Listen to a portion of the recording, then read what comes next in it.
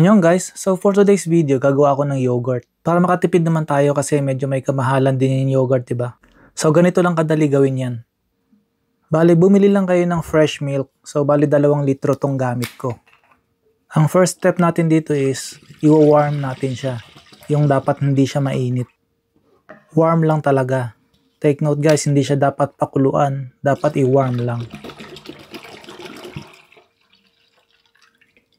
So, dapat samahin ng apoy lang. So, habang wina-warm natin to, halo-haloin lang natin ng konti para magpantay yung ibabaw at saka ilalim na init. Hindi na ako gagamit ng thermometer dito.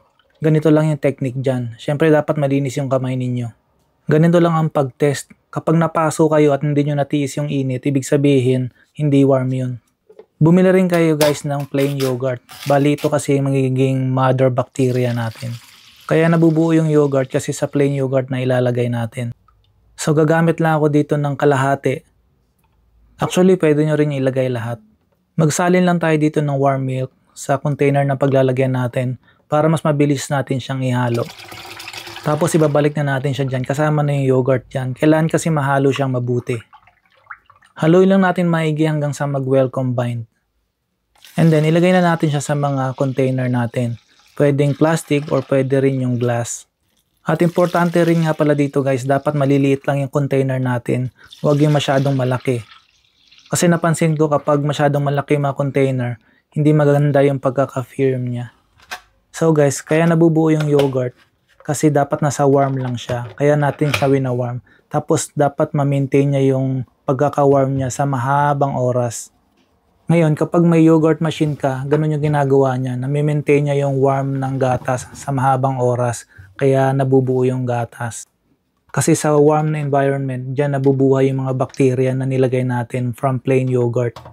So dahil wala tayong yogurt machine, ganito lang yung ginagawa ko dyan, yung old style na paggawa ng yogurt. Bali, babalutin natin siya ng maraming towel at ilalagay natin siya sa isang lugar. Kagaya nito, sa microwave ko siya nilagay. Pero hindi natin bubuksan yung microwave. Ilalagay lang natin siya dyan tapos sisiksikan natin siya ng maraming towel para hindi siya mabilis lumamig. Tapos iiwan ko lang yan dyan overnight. And then kinabukasan, ito na, mag-firm na yung ating yogurt. So i-check nga natin kung nag-firm na nga yung yogurt na to. And ayan, medyo nag-firm na nga siya. Hindi pa tapos dyan yung ating process guys, kailangan pa natin siyang ilagay sa loob ng ref. Siguro mga from 4 to 5 hours. Para naman, mas mag-firm pa yung ating yogurt.